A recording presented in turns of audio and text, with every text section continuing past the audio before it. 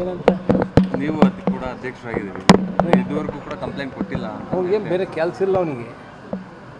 ಏನಂತ ಆಗಲಲ್ಲ ನೋಡೋಷ್ಟು ನೋಡ್ತಾರೆ ಜನನು. ಎಲ್ಲದಕ್ಕೂ ಒಂದು ರೀತಿ ನೀತಿ ಧರ್ಮ ಇರ್ತದೆ, ಅದು ಬಿಟ್ಟು ಯಾರೂ ಹೋಗಬಾರ್ದು. ಇದೆಲ್ಲ ಅಲ್ಲ, ಅದು ಪೂಜಾರಪ್ಪೇನೋ ಕದ್ದಾನ ಅಂತ ಬಂತು. ನಾವು ಅದಕ್ಕೂ ಒಂದು ಮೀಟಿಂಗ್ ಕರೆದ್ರು, ಕಮಿಟಿಯವರು ಕರೆದ್ಬಿಟ್ಟು ಹೋಗಿ ಏನೇನಾಗೈತಿ ಏನಂತ ಕೂಲಂಕುಷವಾಗಿ ಪರಿಶೀಲನೆ ಮಾಡಿ ಪೊಲೀಸ್ನವ್ರು ಇನ್ವೆಸ್ಟಿಗೇಷನ್ ಮಾಡ್ತಿದಾರೆ. ಮಾಡಾಗಿದ್ಮೇಲೆ ಕರೆಕ್ಟಾಗಿ ಗೊತ್ತಾಗೈತಿ. ಅದ್ರಾಗ ರಾಜಕೀಯ ಥರದ್ದು ಕೊಟ್ಟಾರೆ. ಕಂಪ್ಲೇಂಟ್ ಆಗಿದೆ. ಕಂಪ್ಲೇಂಟ್ ಕೊಡಲಿಲ್ಲ ಪೊಲೀಸರು ಯಾಕೆ ಬರ್ತಾರೆ?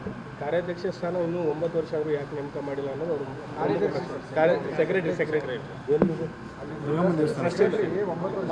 ಈಗ ಮರಿಯಣ್ಣಿಲ್ಲ, ಈಗ ಇನ್ಚಾರ್ಜ್ ಅಂತ ಅದಾರ. ಇನ್ಚಾರ್ಜ್ ಅವರೇ ಮಾಡ್ತಾರೆ. ಅದು ಇವತ್ತು ಹೇಳಿಸ್ಕೊಂಡು ಮಾಡೋದು ಬೇಕಾಗಿಲ್ಲ. ಯಾರು ಹೇಳಿದ್ರು ಅವ್ನು ಹೇಳೋದಂದ್ರೆ ಮಾಡ್ಬೇಕಾ? ಇವೆಲ್ಲ ನಡೆಯಲ್ಲ. ಎಲ್ಲದಕ್ಕೂ ಒಂದು ರೀತಿ ನೀತಿ ಇರ್ತೈತಿ.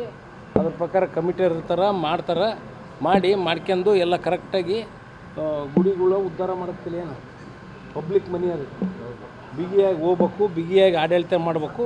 ಮಾಡಿ ಕರೆಕ್ಟಾಗಿ ಅದೇನು ಬಂಗಾರ ಕದ್ದಿರೋದು ಅವನೇ ಹೇಳ್ದ. ಯಾರು ಪೂಜಾರಪ್ಪನೂ ಕರೆಸಿದ್ವಿ, ಅದಕ್ಕೆ ನಾವು ಪೊಲೀಸ್ನವ್ರು ಕರೆದು ಪೊಲೀಸ್ನವ್ರು ಇನ್ವೆಸ್ಟಿಗೇಷನ್ ಮಾಡಿಕೊಡ್ತೀವಿ ಅಂತ ಟೈಮ್ ತಗೊಂಡಾರ.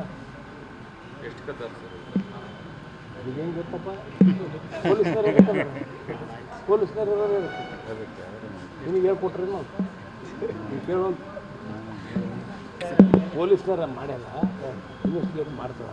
ಅವರು ಒಂದು ಹೇಳ್ತಾರೆ, ಇನ್ನೊಬ್ರು ಒಂದು ಹೇಳ್ತಾರೆ. ಅದಕ್ಕೆ ಪೂರ ಪಕ್ಕ ಮಾಡಪ್ಪ ಮಾಡಿ ಟೋಟಲ್ ಎಷ್ಟು ಬಂಗಾರ ಇತ್ತು, ಎಷ್ಟು ಕಳ್ಳತನ ಆಗಿದೆ ಅನ್ನೋದು ಮುಂಚಿಂದ.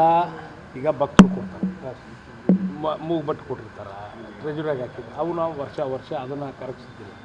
ಅದನ್ನು ಕರಗಿಸಿ ಈಗ ಗಟ್ಟಿ ಮಾಡಿ ಇಟ್ಟಾರೆ. ಸ್ವಲ್ಪ ಇವರಿಗೆ ಪೂಜಾರಪ್ಪಗಳು ಟೈಮ್ ಇರ್ತದೆ, ಇಷ್ಟು ತಿಂಗಳು ಮಾಡಬೇಕು. ಅವ್ರು ಮಾಡ್ಬೇಕಾದ್ರೆ ಅವ್ರಿಗೆ ಹ್ಯಾಂಡ್ ಓವರ್ ಮಾಡಿರ್ತಾರೆ. ಇಷ್ಟು ಬಂಗಾರ ಅಂತ, ಇಷ್ಟು ಒಡವೆ.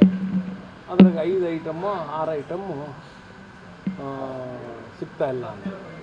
ಅದಕ್ಕೆ 6 ಐಟಮ್ ಯಾವ್ಯಾವು ಅಂತಂದು ಎಷ್ಟೆಷ್ಟು ಐತಿ ಏನು ಅಂತಂದು ಅದನ್ನು ಇನ್ವೆಸ್ಟಿಗೇಟ್ ಮಾಡಿ ಅದ್ರ ಪ್ರಕಾರ ತಂಬರಪ್ಪ ಅಂತಿದ್ದೀವಿ.